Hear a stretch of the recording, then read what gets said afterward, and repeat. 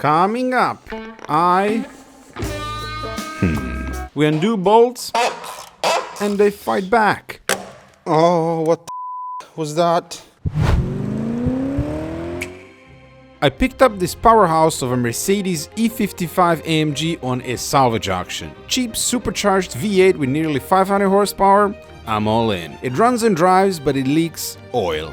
Quite a bit of it actually. Oh, and a billy goat headbutted the side of the car and left 2 dents. Can you believe that? That we fixed cheaply with replacement original paint body panels, and now we are going to tackle other issues from the list of issues that we made. And the previous owner of the car happens to be a subscriber of the channel, so I got more info about it. I'm gonna tell you about that as we go.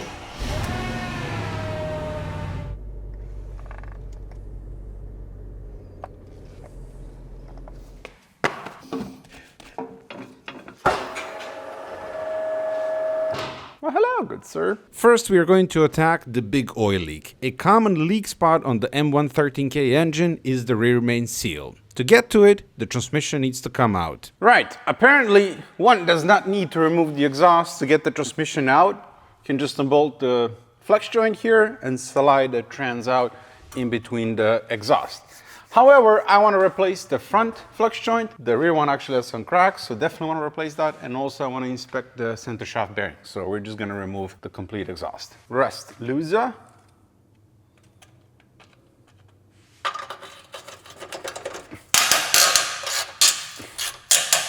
Yeah, that's not coming off. The tops is spinning, but there's nothing to grab it. Let me see. Look, Dremel it is.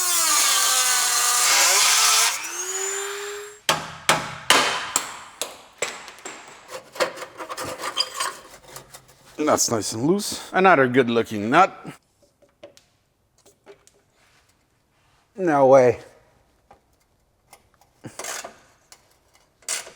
Is that possible? Pretty nuts that that's coming out. Now we have a rubber hanger here. Okay, here it comes. Oh, there's another one in the front. There we go. And that's right, it's not no-name suspension, it's Uhlin's, baby. The previous owner was an absolute lunatic and he put a very, very special suspension on this car. Custom, one-off. Surely all of these will come out easily. I don't think so.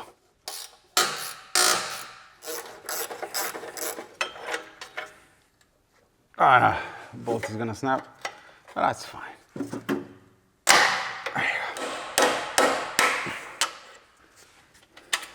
To be honest, even if I didn't have to remove the exhaust, I'd still do it because I want to replace this rusty hardware here.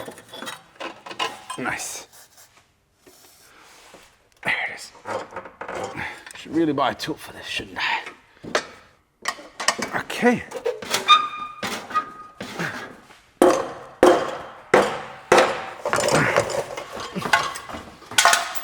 What's that?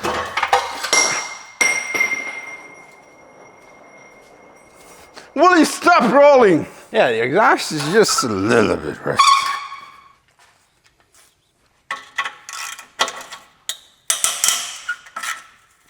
Nope. Fantastic. Now we can discode the oxygen sensors. Gonna mark them.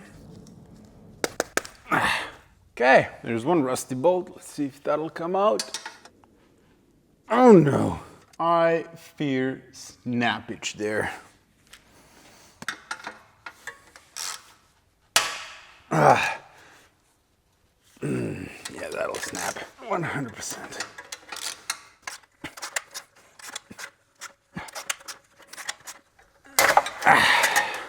Expected. Pretty sure all of them will snap. Oh, I think this one is coming out.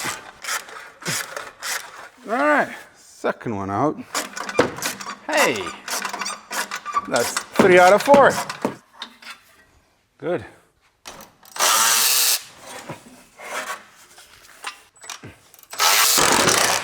Oh, bloody hell. Wait a minute, good sir.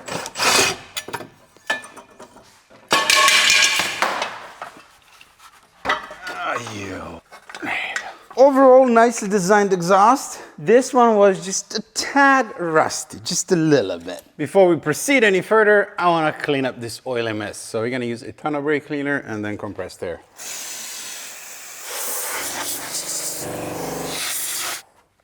That's more like it. How about your floor now, good sir? You ask. Oh no!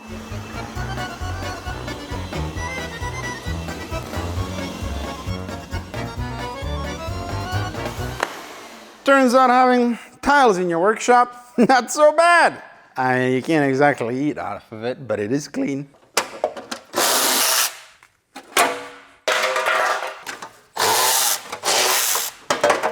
CSB, not too bad. So this is the flex disc that's showing some cracks. This is the one in the back. Surprisingly easy.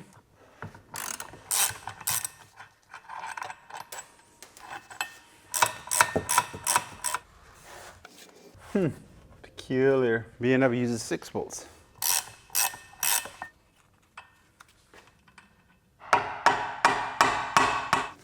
Let's remove all of them then.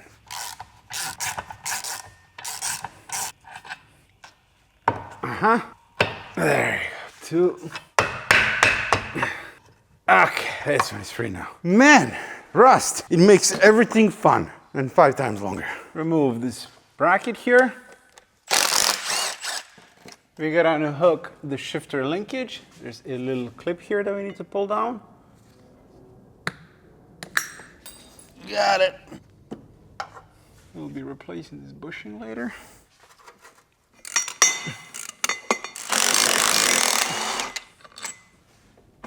There you go. Now we're gonna mark the position of the center shaft bearing. It looks like it's preloaded.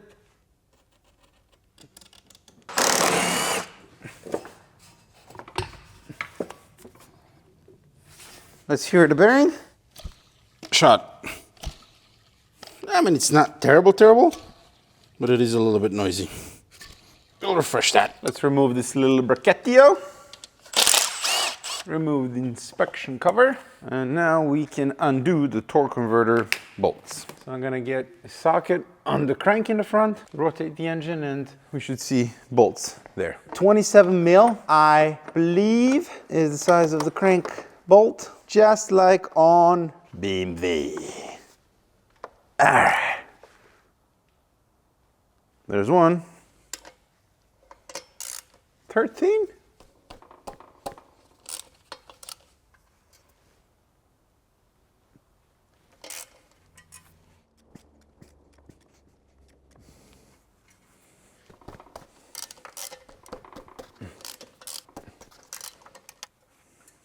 That's all of them. Remove this little cover.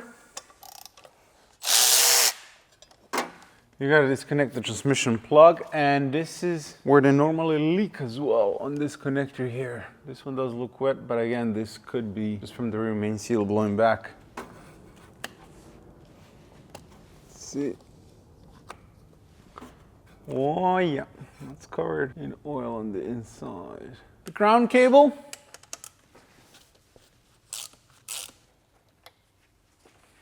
The oil lines. Oh. That's a fairly fresh looking fluid because the transmission was serviced right before it was smacked. Also close up the hole.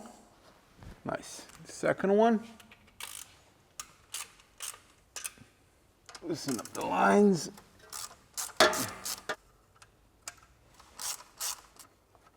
I've loosened the lines completely in the front, so we can just kind of tuck them out of the way like that. Right. Now we can start undoing the transmission bolts. Oh, well there's no torque there whatsoever.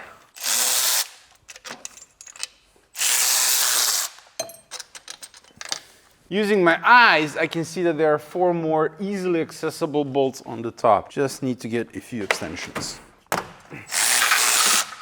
Well, credit where it's due, that was very easy. Accessing all of those bolts, splendid.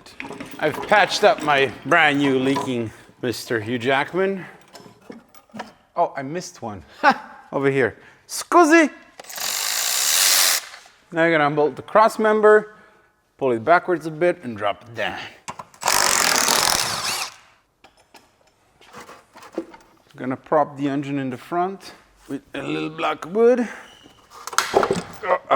There we are. The torque converter stayed in. I like it. That was really, really easy. The Hugh Jackman is a little bit slow. Take it away, good sir. Let's pop the flywheel out.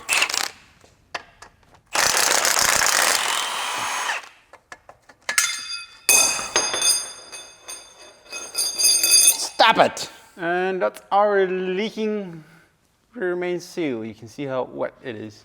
All right, I'm gonna take the whole cover out with the seal.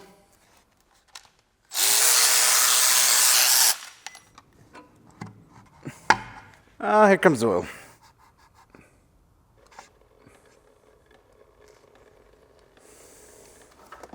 Okay, should stop now. The engine was leaning backwards. Look, you can see connecting rods inside. Look, I can touch them. Hello, little guys. Hello, my friends. How are you? They're good. They're real good. So here's our rear main cover, and the seal is actually not sitting flat with the surface. It sits slightly below the surface. I'd say maybe 2 mils. 0.85, 1.1 here, 96 there. Okay, let's measure from the inside as well. 4.2, 4.2, 4.24, 4.4. Let's knock out the old seal.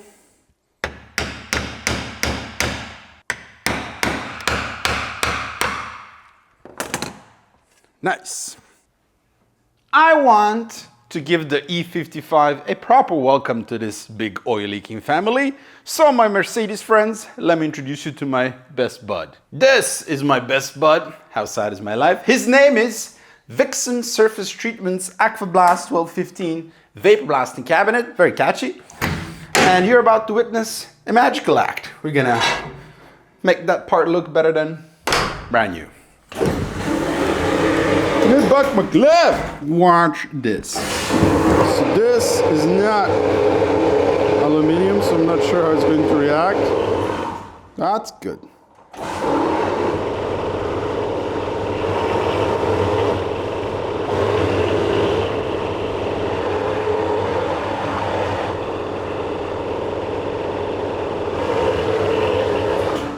And there you have it. Here's the cover, nice and clean. This material, I believe it's magnesium alloy, and magnesium is a terrible material for covers because it degrades over time, and that's what happened here as well. There's quite a lot of pitting all around, especially here on the sealing lip, which is concerning. Don't have time to order a new one because it's Friday and we need to get this done. So I'm gonna use the sealant aid, Loctite 5923, spread it around, and that's gonna, fill out all of these imperfections here and make sure that the new seal seals. Spread it like jam. It's filling out these small holes.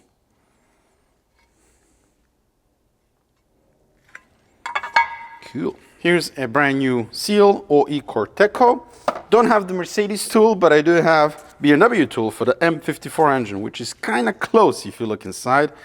Not like 100% close, but I think it'll work. Yeah, look at that. So I think as long as we bottom out this slip with this cover here, that should be dandy. And then the new seal will be set about 1 millimeter deeper inside than what it was before, which is what we want as well. So yeah, it's fresh material on the crank to grab.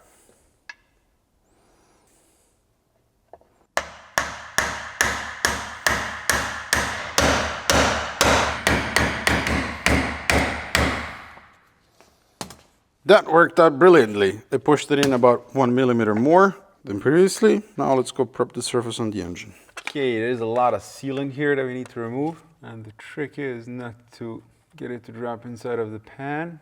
In that case, it'll just end up in the oil pump. This is what I don't like. The fact that this engine doesn't use gaskets, it's just sealant. And RTV can come off and eventually end up in an oil pump. I really don't want that, so I'm just gonna try and remove like this excess sealant that's on the inside.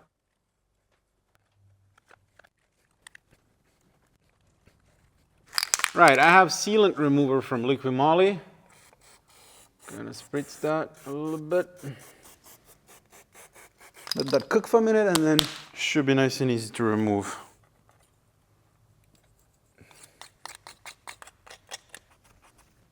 The surface is nice and clean, and now we're gonna use Reinstalling, in my opinion, the best sealant, RTV, and as I said previously, this engine, for the most part, doesn't use any gaskets. Here in particular, no gaskets, so just RTV, and you gotta be careful how you apply it. If you apply too much, then that RTV is gonna squeeze out on the inside, then chunks can fall off, and clog up your oil pump. So just do a nice thin bead all around, and then once you put the car back on, it should just kind of spread the RTV on the sealing surface and not squeeze out too much on the sides.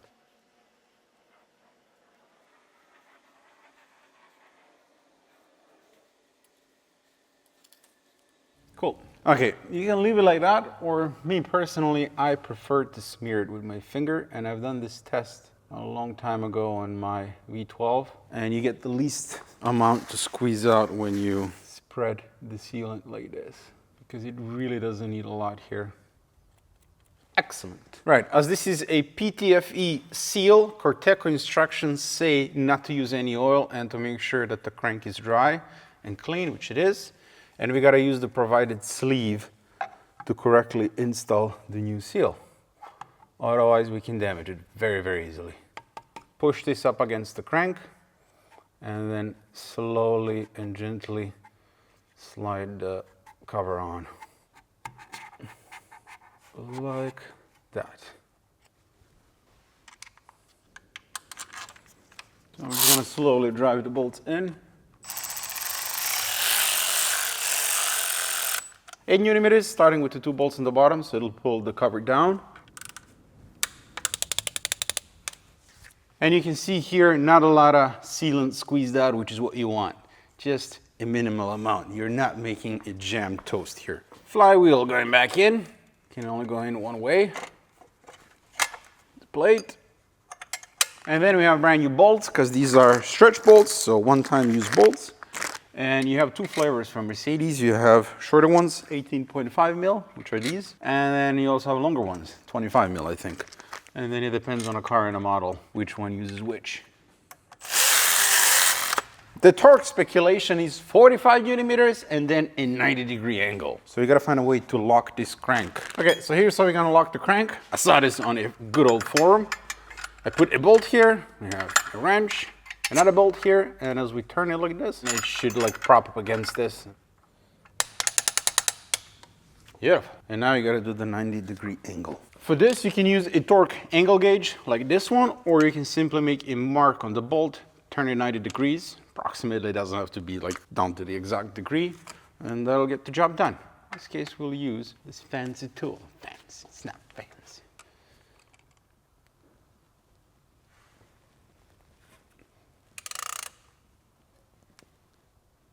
90 degrees. Nice. It started slipping a little bit, but that worked out nicely. The transmission, if you look around here, it's quite oily, isn't it? It looks like this seal on the back for the output flange is leaking. It literally costs €2, so let's replace it while we're in here. I'm just gonna zip this nut off, pull out the flange, and then we'll get to the seal. One needs a 30 mil 12-point deep socket here, which I had to rush order from Amazon.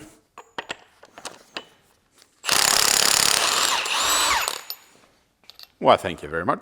Now, ideally, this would just pull out, and ha! It does. No way, Jose. That was way too easy. Yeah, this was definitely leaking. I mean, look at that. 100%. Cool. Let's pull out the old seal. The ball bearings. Bit of oil. Here's a brand new one, €2.07. And it's OE Corteco. Found a suitable cup. So just gotta make sure it sits flat with the inner lip there.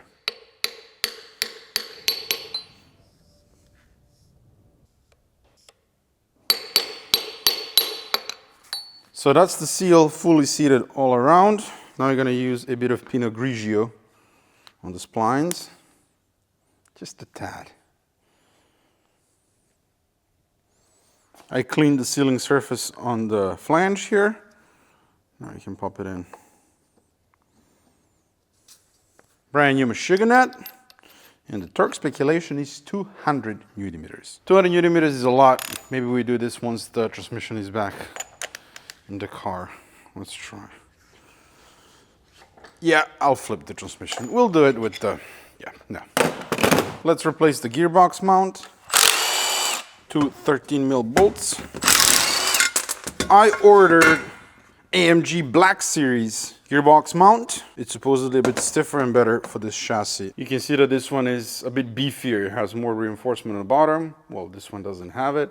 And then more, it's thicker on the sides as well. So that's nice and clean now. I'm gonna leave these bolts loose for now because this engine mount has a lot of play, so you can kind of set itself into a correct position. So once we bolt this back to the car and the transmission is back in, we'll torque these two to spec.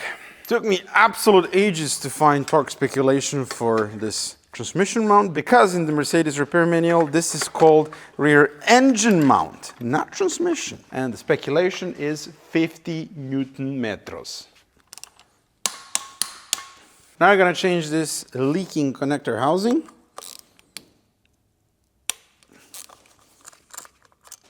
Should just pull out. Okay. Right, we're gonna have to be kind of quick when it comes to that, or maybe tilt the transmission a bit backwards. Let's do that. Okay, I've leaned back the transmission. Let's see if that'll work. How about now? There, that was the ticket. Have to clean that connector on the inside. Pop the new one in, can only go in one way. Nice. And that's that leak sorted. The shifter linkage.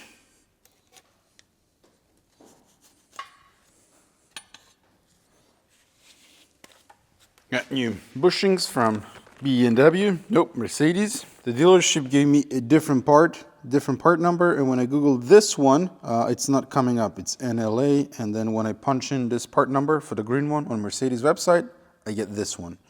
And the size of the hole is the same, but the edges are thinner, which means it's gonna have a bit of play here. And I don't like that. Let's try it, but I don't like that. This is a bushing from like the Mercedes, yeah, that's not, from like 90s or something. It has the exact same amount of play. It's even worse now. And that now has more play than before. So I'm gonna stick back the old one. It's not gonna work. So this one appears to be NLA, unless someone has a line on this. But honestly, it's not that worn, if at all. At least not this one. Yeah, that's it. I'll try to find the correct part number, but for now we're gonna rock the old one. Let's see if at least this one is correct.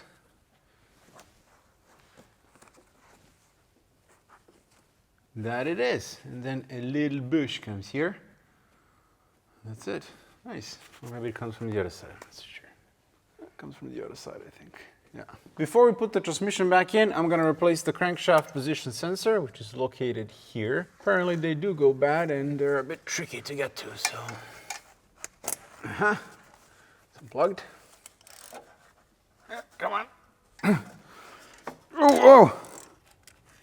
It's the screw and the sensor. Bosch, made in Germany. And that means we're also going with Bosch. OE Bosch, made in Germany. There you go. Click. Plug it back in. Nice. Put the sleeve over it. There. That transmission is going back in. So I've used a little block of wood in the front to tilt the engine a bit that way. That way I can mate the transmission to the engine a bit easier.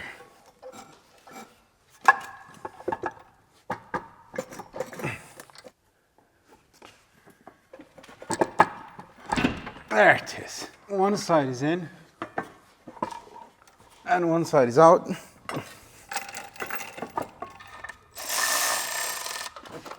There we are. Now, circulation for the bell housing bolts, 39 Newton meters. That's not a lot.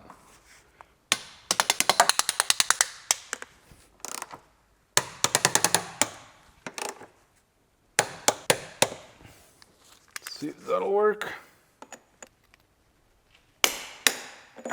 It did. And now just to bend the tabs. Good.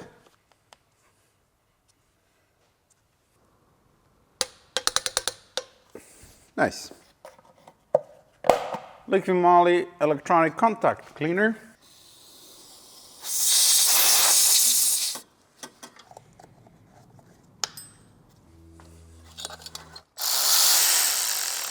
Banjo bolt with fresh crush washers. Ground cable. Bracketio. Connect shifted linkage.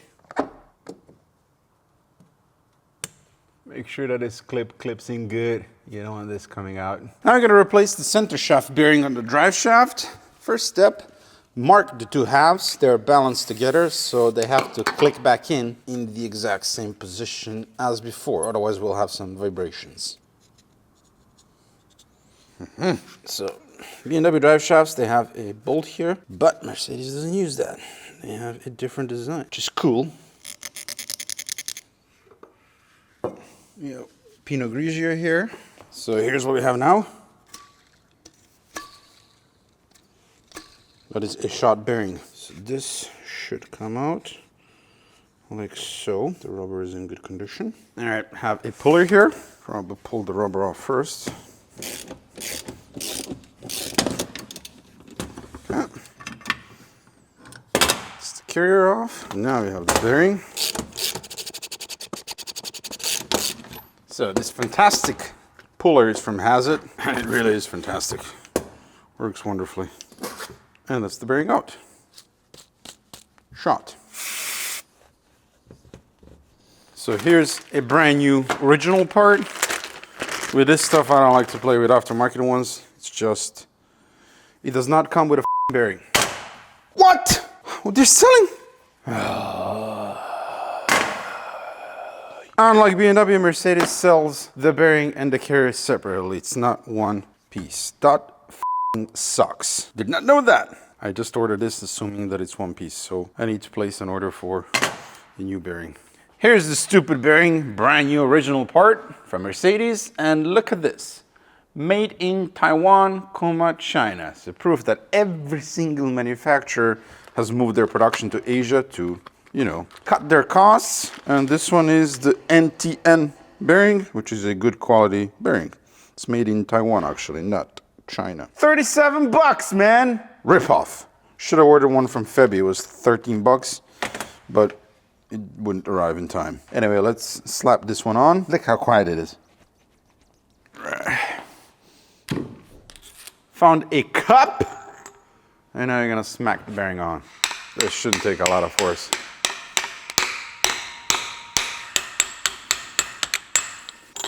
That is it. It is fully seated. Now you gotta slide over the bracket, do a bit of silicone spray. And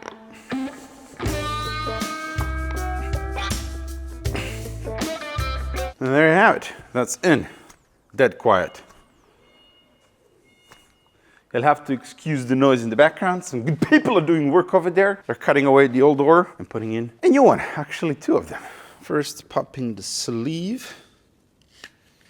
Get it to seat fully. And some Pinot Grigio, just like Mercedes did. And I'll line up the marks that we made earlier. Like so. And yeah, you gotta hear that click. Once that happens, the boot is fully seated and the marks are lined up. It's these bolts, man.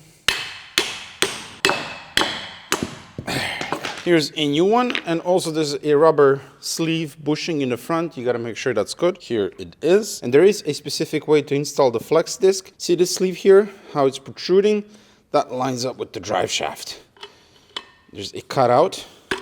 That's why we had a hard time getting the old one out. Brand new bolts.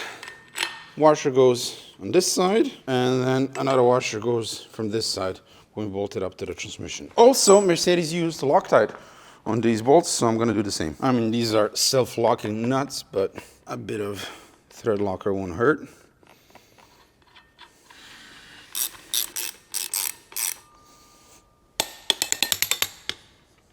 Drive shaft going back in.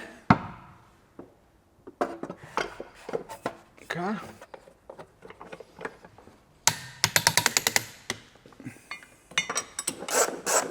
So now I'm gonna line up the marks that I made earlier, and this is in order to set the preload on the center shaft bearing.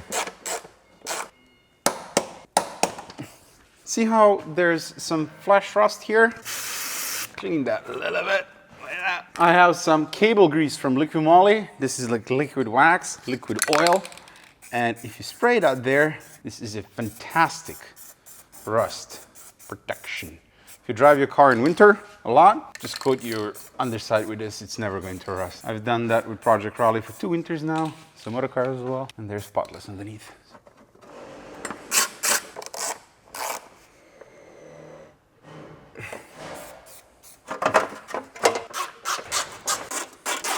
While I wait on some exhaust parts, let's deal with the output shaft. As you can see, we have a nice split right here, and this is slinging grease all over the chassis. Unfortunately, brand new output shafts are no longer available from Mercedes, and boots, I thought that was not available as well because I couldn't find part numbers, but then Fabian, a nice member from Mercedes community, found me part numbers, so you can actually order those, but I already bought used output shafts that are in good condition, so we're gonna go down that route. And then these I can save one day and perhaps service them if the time comes, but these are a little bit tricky to service because this cap here, it's pressed fit. I've had a look in the repair manual and the job is somewhat involved. We gotta disconnect a lot of stuff from the wheel carrier and then tilt the wheel carrier that way, so on the outside, and then pull out the shaft from the carrier and then pull it out from the diff. So let's start disconnecting stuff.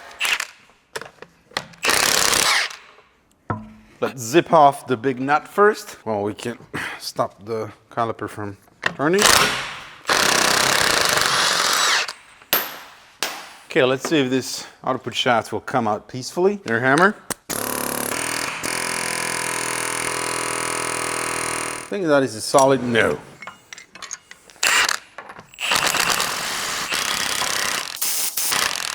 Popped, which is good.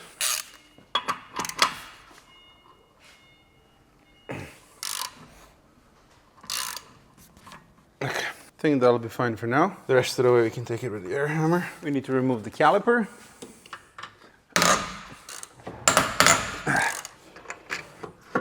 So, hang the caliper on the side. Don't hang it by the brake hose. Everything that you see here on the top, we gotta remove. So the sway bar link, this control arm, I think this bottom one, and there's another one on the bottom also that we need to disconnect. So quite a lot of stuff. Let's start with the sway bar link first. Okay.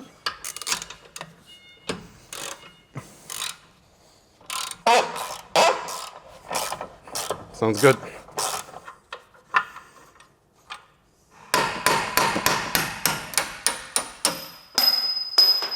All right, next.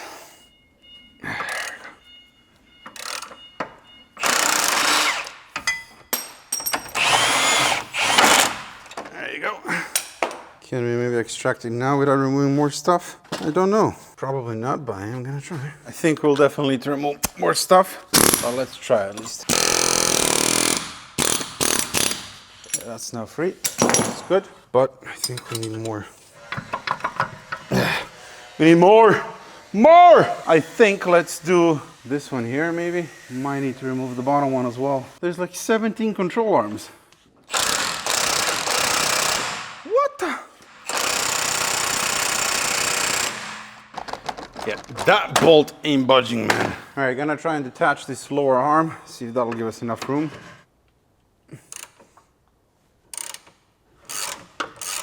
This is gonna spring upwards as well. There. Will that be enough, good sir? Let's see if that'll be enough. Crying out loud. Nope, that's not enough. We have to remove this one as well. Don't know how because that bolt is freaking seized. Guess we're gonna have to heat it up.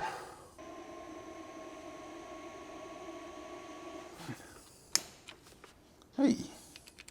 So my induction coil thingy just crapped out, so that's perfect. Guess we're gonna do this the old school way. There we go. Okay, so according to the repair manual, this should be everything that we need to disconnect. All right, let's see. That should be it. Oh my. Well, everything is removed. Please cooperate. Almost. This is pretty dumb, Mercedes, I gotta say. Oh, come on, no. I need to remove the f***ing sway bar. Let's remove the sway bar link completely then.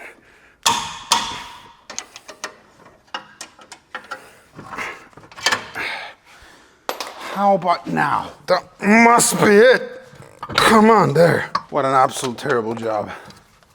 There we are. Finally, man. Now you gotta pop it out of the diff, and then this plate is really, really rusty. And that plate, oh, there, no, all good, all good. Nice. Gimme the output shaft. Axle shaft is finally out. It is free. And now you can see the hole up close. That's actually pretty decent size. So here's the replacement one.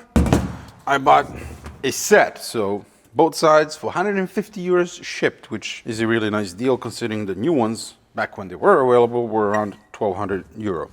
I just cleaned them. The boots are in perfect condition, no cracks and no splits anywhere. So these are good to go. Also, no play in the CV joints whatsoever. So these are good used output shafts. Gonna clean up the area before we put the new one in. Oh, replacement one. That's been leaking there for a while. That's better.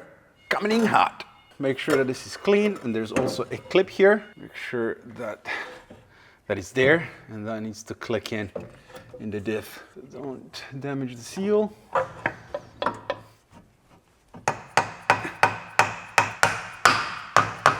Very good.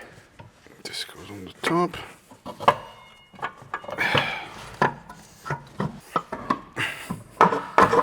There it is. I have a brand new machine nut here from Mercedes. Now we can reconnect everything else. Now we have rubber bushings all around, which are impressively in very good condition, and they need to remain like that. So to talk into speculation, we need to load the suspension. The suspension needs to be roughly at right height. Otherwise, say if we were to torque them right here and then we lower the car on the ground, the bushing is just gonna twist and it's just gonna go kaput. We don't want that. So I'm gonna get a transmission jack up the wheel carrier up to about this position, because this is the right height where this one sits. The one on the other end we didn't touch. So according to Mercedes repair manual, the axle shaft should be horizontal. All right, I supported the car in the front with the hydraulic table, so I can't flip it over once I start pumping up this end. And also I apologize for lighting. I need to put some blinds on those windows. It's really messing with filming. Almost there. So just like Mercedes said, axle shaft needs to be more or less horizontal. So we'll go a bit more. And you can see here now that everything kind of lines up. So I'd call that right height.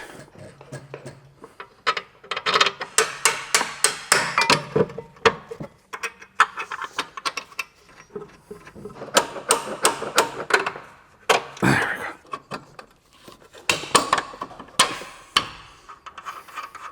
Oh no. Oh no! Aha! Aha! Said the blind man. That's all of the bolts back in.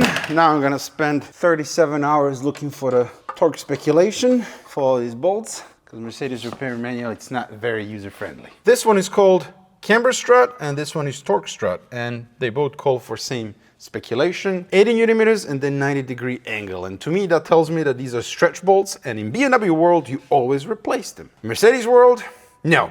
VIS, no, WIS, Mercedes repair manual does not say anything about replacing these bolts. These are steel bolts. And I also checked with Fabian, who is the AMG guru, and he says, nope, if the repair manual says don't replace them, then don't replace them. And I just spotted this clear coat peel, the rear bumper. Anyway, we're not gonna replace the bolts. We're just gonna torque into speculation. Good, so 90-degree angle is easy. So we'll just go like that. And that's 90 degrees.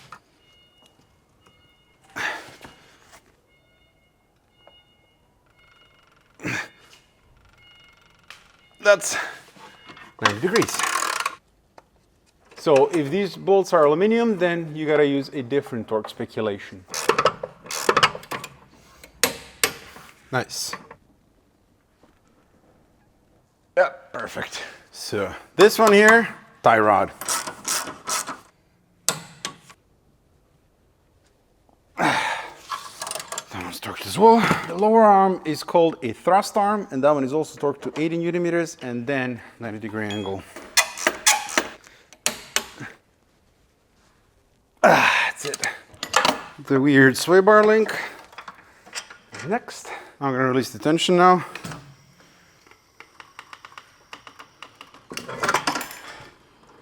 There you go.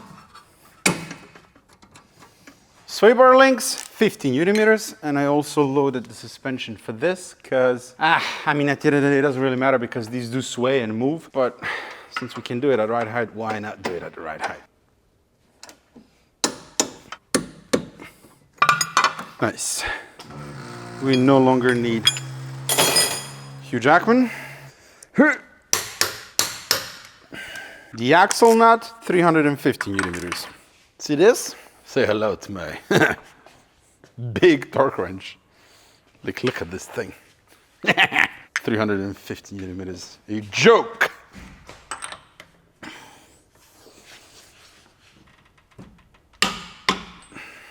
Easy. Bend the locking tabs.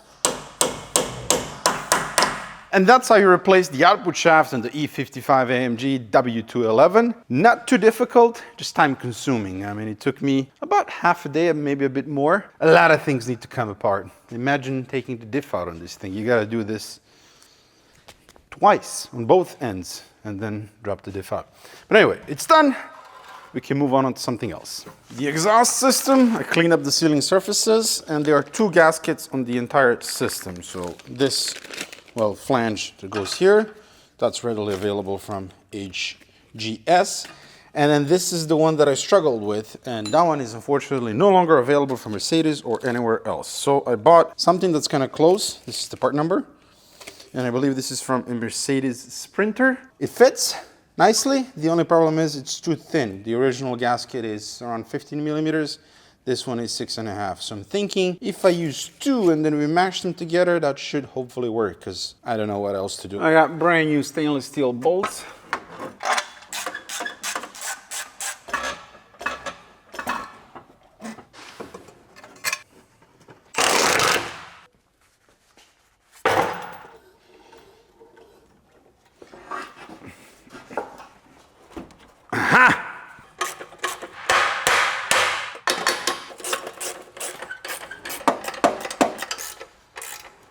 I think these gaskets will work just fine.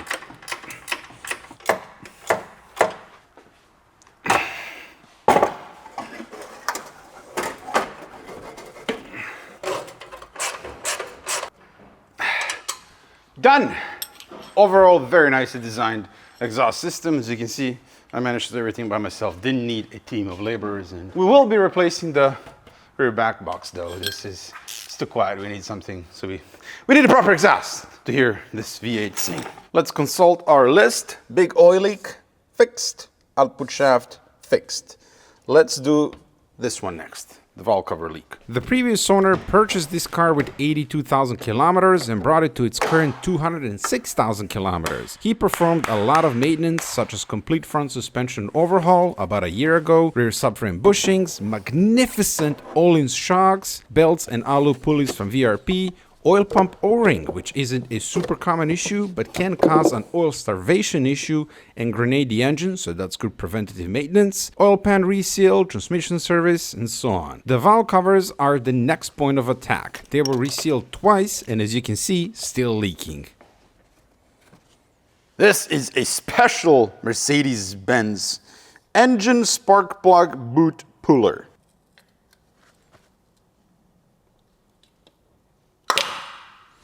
That's how that works. Makes the removal of ignition wires a lot easier. Bolt the ignition coil.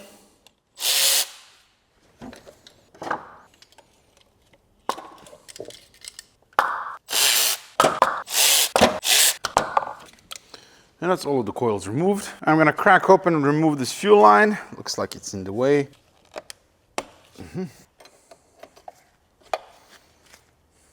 Strain the fuel from the rail. Zip tie this one out of the way.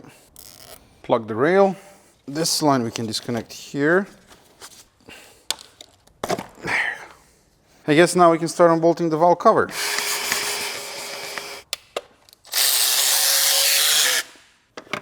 Should be able to crack it open now. It's not too bad. Nice. Man, that's one clean engine. Look at this. The previous owner bought this car with 82,000 kilometers. Right now it has 206,000, I believe.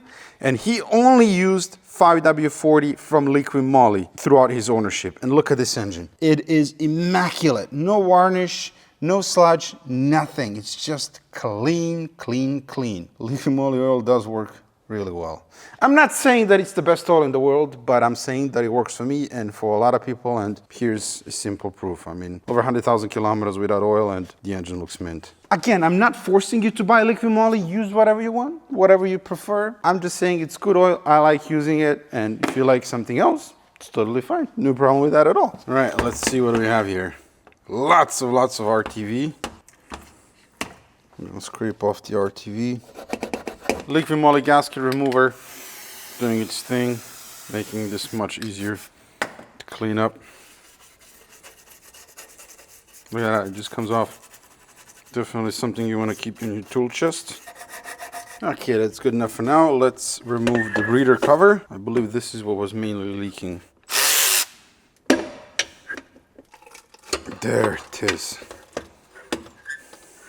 This needs to be thoroughly cleaned, so I have my prehistoric ultrasonic cleaner that I bought used, but it's big and it works. It's around 110, 120 liters capacity. So we're gonna dump that in there, this as well, and let it run for a little while. In the meantime, let's go remove the other cover.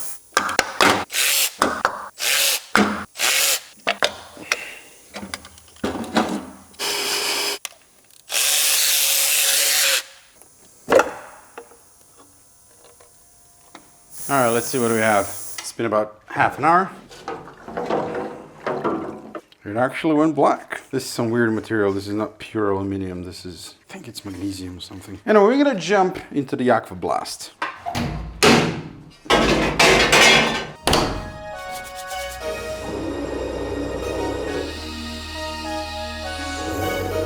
Oh yeah, that'll look beautiful.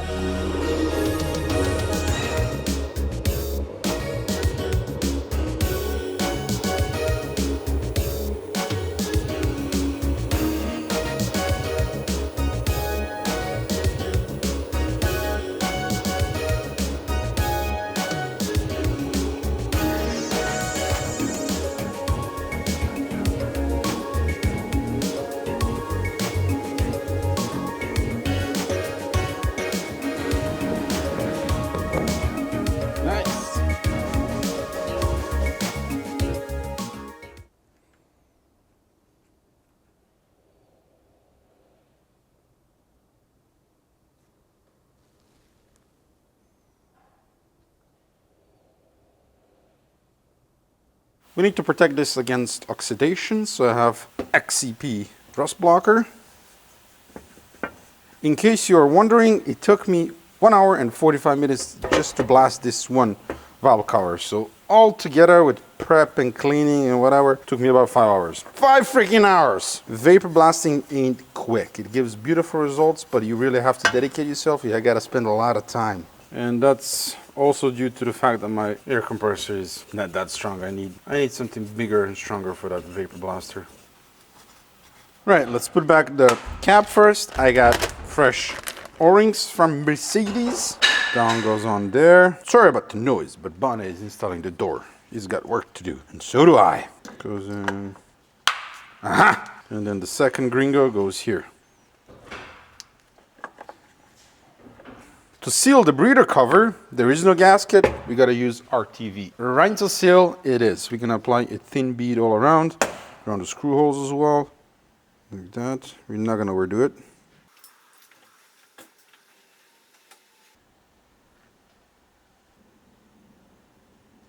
This should seal.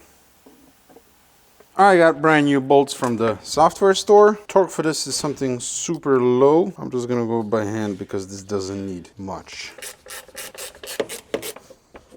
Now you're gonna prep the cylinder head surface. Also, the oil has been leaking heavily down the side of the head, down the exhaust, everywhere, so that's brilliant.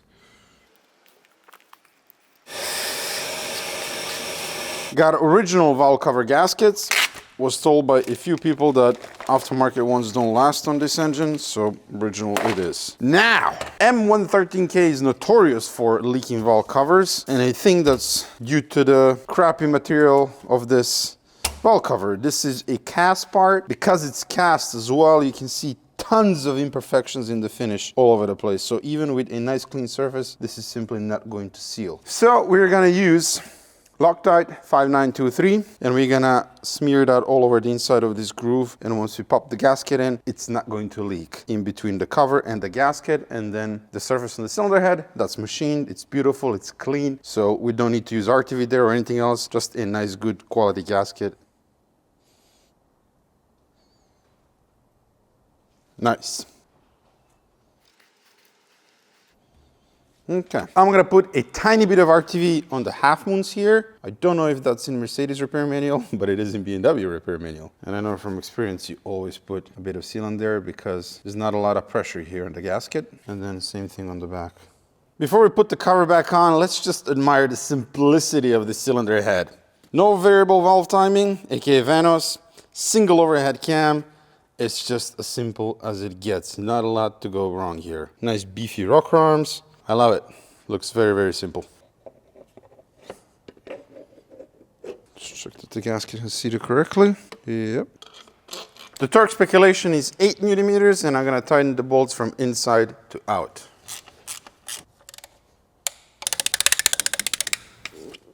Nice. That's the valve cover gaskets replaced. Super easy job, very, very accessible. Just cleaning and prepping is very time consuming. Now I'm gonna replace the spark plugs just because we're there. But first we're gonna clean spark plug holes. We'll blow them out. Make sure there's no dirt when we pull out the spark plug. Now I can start pulling out the spark plugs. Oh my. Hopefully I don't pull the threads out. That does not feel nice, man. Oh wow, what the? Let me try another one. What?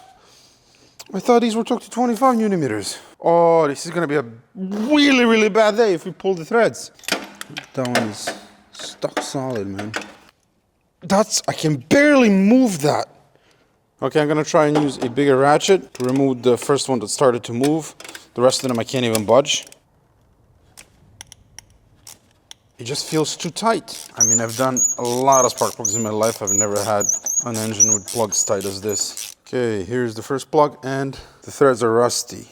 Scheiße. The threads are rusty, man. That's why it was so difficult to remove them. Plug on its own doesn't look too bad. A little bit of soot on it. Definitely needs to be refreshed, but this is very, very concerning, this rust. Okay, I think we're not going to replace the spark plugs now. What we're gonna do is put everything back together, go for a nice long drive, get the engine nice and hot, and then do the plugs. Put some heat into the engine, because I'm afraid I'm gonna pull the threads. If you pull the threads, it's a nightmare. It's a nightmare to repair with the head still attached. Yeah, you can see, man, a lot of rust in the threads. Hello, cylinder. That looks nice. So M113K engine, M113 Mercedes engines use AluSeal blocks, much like BMW. And AluSeal is not a coating, it's aluminum silicone. The whole block is cast from that material. This one looks quite good. Some like weird horizontal lines, but I don't see anything alarming here. This looks good. All right, let's try the next one. I think it's coming, it's just really tight. So this engine uses 2 spark plugs per cylinder, so 16 in total. It's gonna be a long day. Yeah, same dealio. So I'm gonna go slowly. If I feel that something is off, I'm gonna stop. See, that's already too much. It feels like I'll pull the threads, so I think we're gonna abort this operation and just drive the car and then get it nice and warm and then do the spark plugs. I'm gonna vacuum up the residue from the old plugs. Now, normally I don't ever do this because even NGK doesn't recommend it, but I'm gonna put a bit of anti-seize on the threads given how rusty the old ones were, just as a precaution. Cool, I'm gonna put the coils back on. I'm taking the car for a nice quick spin to warm up the engine. It drives really, really nice. It's up to temp now, so let's try those spark plugs again. The cylinder heads are aluminum, which expands easily with heat. So hopefully the spark plugs will come out now peacefully. Oh yeah, look at that. I couldn't budge that one before. It's still kind of tight, but it's turning. Yes, that's the stuff. I got all of them but one on this side. Bit of a struggle. This one I cracked loose and then I sprayed some rust loser in there because spark plugs, they have crush washers on the bottom. So once you crack them loose and you break that seal, the penetrating fluid should seep in there. But this one is particularly difficult to get out. That's so bad. Please, Mercedes threads, be strong. I mean, this is ridiculous, man. Back's killing me. It's not liking it.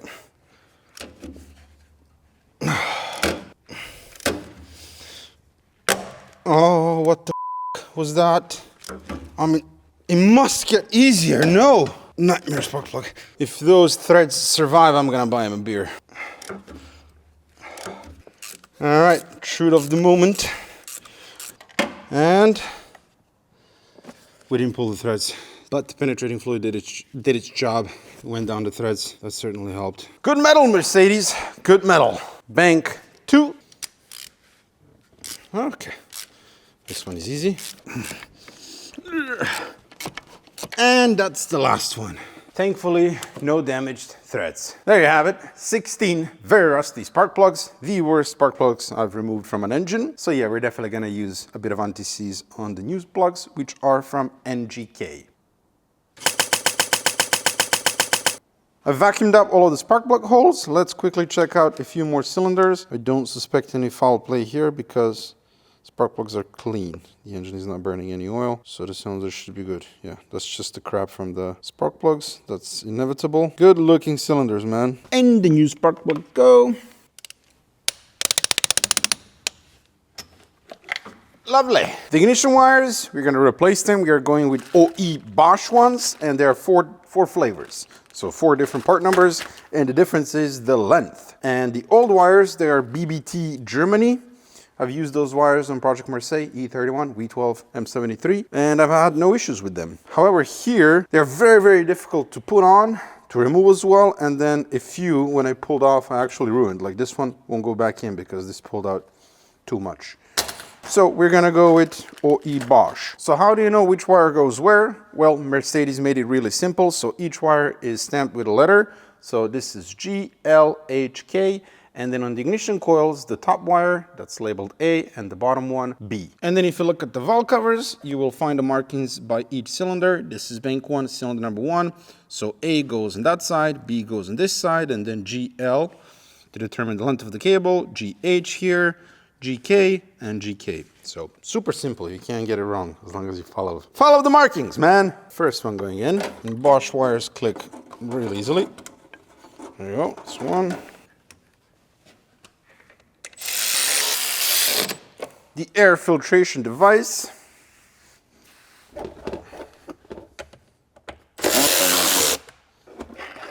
These haven't been changed in a while. Look at that.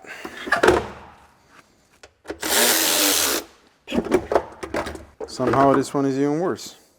You gotta clean this. New air filters.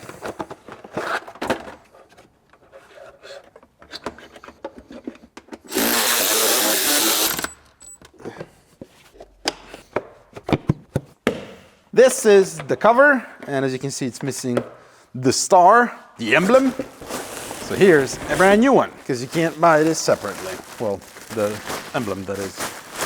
Gotta buy the whole cover, and it's different color than that. Excellent. Maybe this just needs a really good clean, although it does look different color. Might need to get the new covers here as well to get this to match, because this is a bit ridiculous. And we'll dry ice blast the entire engine bay once we're done. The cabin air filter should reside here. Let's see. Yummy. Look at that. Oh, that was going inside of that car. All the air was going through this. Brand new man one. The hood insulation is knackered, so let's replace it. I have no idea why, but the hood insulation is soaked with oil. Batard! What?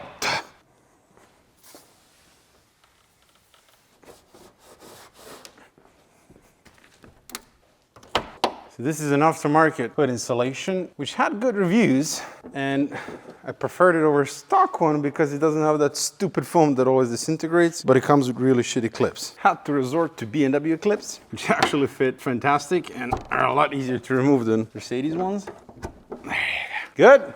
Fits good. Okay, let's consult the leaderboard. Valve leak cover. Boop. What else did we do? Hood insulation. Another boop. Spark plugs and ignition wires.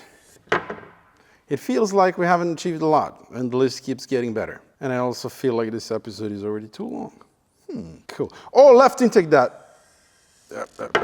We are going to crack on with the rest in the next episode, Cool. get this old AMG in tip-top shape, and hit the Autobahn. Thank you so much for watching, and if you enjoyed this video, perhaps consider subscribing. See ya!